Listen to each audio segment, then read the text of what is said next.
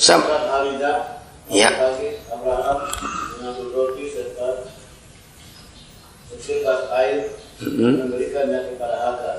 Dia meletakkan itu beserta anaknya di atas bahu Hagar. Kemudian disuruhnya lah perempuan itu pergi.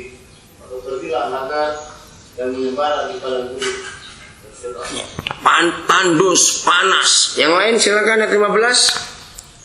Ketika air yang di kirbat itu habis, dibuangnya lah anak itu ke bawah semak. Ya, karena nggak tahan lihat penderitaan. Yang lain lanjut.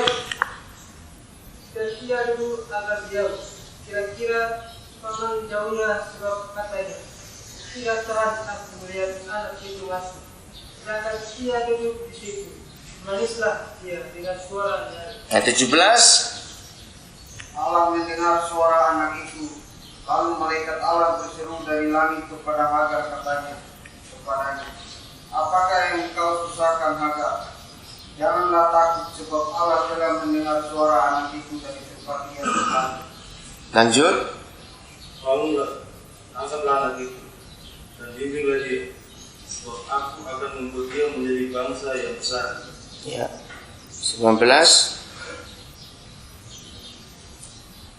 Ayo siapa aja boleh 19. Allah membuka mata Hagar sehingga ia melihat sebuah sumur. Dia pergi mengisi jilbabnya dengan air, kemudian diberinya anak itu. Ayat 20. Allah menyertai anak itu sehingga ia bertambah besar. Ia menetap di padang gurun dan menjadi seorang kemana. Ya, 21. Yang terakhir. tinggallah ia di padang gurun. Orang berkepungan mengambil seorang istri suami dan Saudara, dari ayat ini kita melihat ternyata keturunan Ismail pun ada janji yang luar biasa. Aneh kok kita pikir ini. Untuk apa? Yahweh memberi janji juga sehebat itu kepada keturunan Ismail. Tapi inilah firman, kita tidak bisa membantah. Oke, mari kita teliti. Air mata kita seringkali menghalangi penglihatan kita untuk melihat yang belum kelihatan itu. Air mata kita, kesedihan kita yang berlarut-larut seringkali membuat kita tidak bisa melihat rencana Tuhan ke depan itu. Memang ibu mana yang tidak menangis melihat anaknya mau mati? Tapi yang penting adalah begini. Ayat yang ke-19 saya mau ulang. Lalu Tuhan membuka mata Hagar sehingga ia melihat sebuah sumur. Ia pergi mengisi kirbatnya dengan air, kemudian diberinya anak itu minum. Tolong Pak bacakan firman yang itu. Lalu Elohim membuka matanya dan dia melihat sebuah mata air. Kemudian dia pergi dan mengisi kirbatnya dengan air. Lalu diberinya lah anak itu minum. Perhatikan, ini penting. Tuhan baru menciptakan mata air atau mata air itu sudah ada dari lama di situ? Ayo cepat lihat.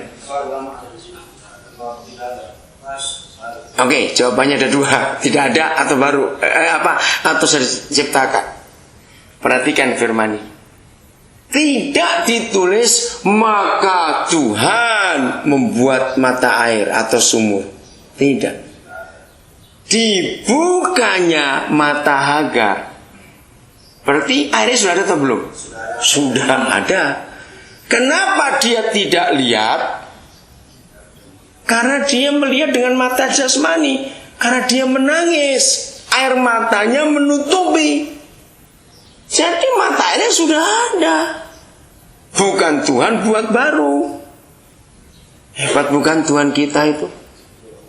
Luar biasa. Seringkali kita cuma marah, emosi. Lagi sekali, bukan cuma orang menangis yang gak bisa lihat rencana Tuhan. Orang emosi pun gak bisa lihat rencana Tuhan.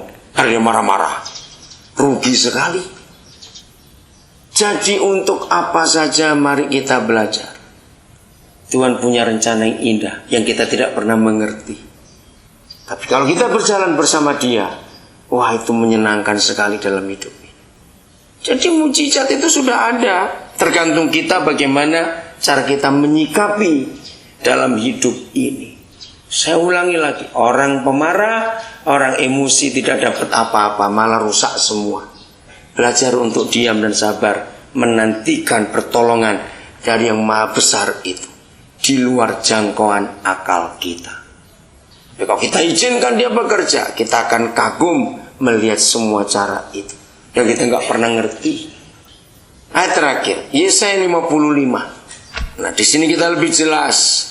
Ternyata ini yang menjadi penyebab kita tidak bisa menyelami apa yang diperbuat Tuhan dari awal sampai akhir. Karena cara berpikir kita beda dengan Tuhan. Mulai ayat yang ke-7 sampai yang ke-9. Mulai 6 lah, mulai 6 sampai 9.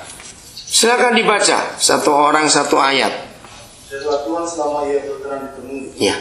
berseru kepadanya selama ia dekat. Nah, ayat ini memang cukup. Sebentar dulu. Aneh kita lihat ayat ini. Carilah Yahweh. Sepertinya Dia hilang. Apa Dia hilang sampai dicari? Tidak. Dalam terjemahan Alkitab itu baca Bapak ayat 6 sama. Carilah Yahweh selagi Dia berkenan ditemui. Panggillah Dia selagi Dia dekat. Ya. Saudara, bukan Dia menjauh dari kita, tidak, Dia itu Immanuel. Justru kita yang seringkali jauh dari Dia. Tapi ada waktunya. Saya percaya semua kita pernah ngalami. Ada waktunya. Tiba-tiba kita rasa dekat sekali dengan Bapa di surga. Ada pernah ngalami itu bukan? Nah, kalau waktu itu datang, cepat cari Dia. Bersekutu dengan Dia. Kalau perlu tinggalkan dulu kesibukan kita. Itu waktu yang indah. Panggil, berseru kepadanya, sama Dia dekat. Lanjut, tadi siapa mau baca ayat 7? Saya potong, silakan tadi. Ayo, ayat 7. Maka orang fasik meninggalkan jalannya, Ya. dan orang jahat meninggalkan rencana. Baiklah ia kembali kepada Tuhan, maka Dia akan mengasihinya, dan kepada Allah kita. Ya, terus. Sebab Dia memberi pengampunan dengan lipat. Nah, jadi orang jahat, orang fasik tinggalkan. Ada berkat yang tersembunyi. Amin. Asal kejahatan gitu kita tinggalkan, jalan kita betulkan, kembali kepada Tuhan. Silakan Pak, ayat 7. Biarlah orang fasik meninggalkan jalannya, dan orang jahat meninggalkan rancangan-rancangannya. Dan biarlah dia kembali kepada Yahweh, dan Dia akan berkemurahan kepadanya. Amin. Dan kepada Elohim kita, karena Dia akan melimpahkan pengampunan. Ingat Niniwe dengan Sodom, ingat Petrus dengan Yudas, pengampunannya tetap terjadi.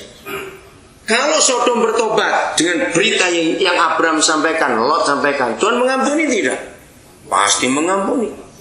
Nah, ini masalahnya ayat 9. Maaf, ayat 8. Yang lain silakan baca ayat 8. Sebab rancanganmu bukanlah rancanganmu, dan jalanmu bukanlah jalanku. Ya, silakan Pak baca itu. Sebab rancanganku bukanlah rancanganmu, dan jalanmu bukanlah jalanku. Firman Yahweh. Ya. Jadi beda, saudara. Ini yang menyebabkan kita tidak bisa menyelami apa yang diperbuat Tuhan kita dari awal sampai akhir. Sebab cara berpikir beda. Nggak usah Tuhan dengan kita. Nggak usah Tuhan dengan kita. Kita dengan suku lain saja bisa beda, bukan? Cara berpikirnya beda sekali. Apalagi kita dengan Tuhan, wah jauh sekali. Maka itu belajar untuk menyerah. Itu indah. Melihat sesuatu dengan mata Tuhan. Ayat 9. Silakan. Seperti tingginya langit dari bumi, Ya. demikian tingginya jalanku dari jalanmu, dan rencanamu dari rencanamu. Yang bahasa baru ini Pak, silakan. Ya, sebab sebagaimana langit lebih tinggi dari bumi, demikianlah jalan-jalanku lebih tinggi dari jalan-jalanmu, dan rancangan-rancanganku dari rancangan-rancanganmu. Ya sudah, kita harus mengakui beda sekali.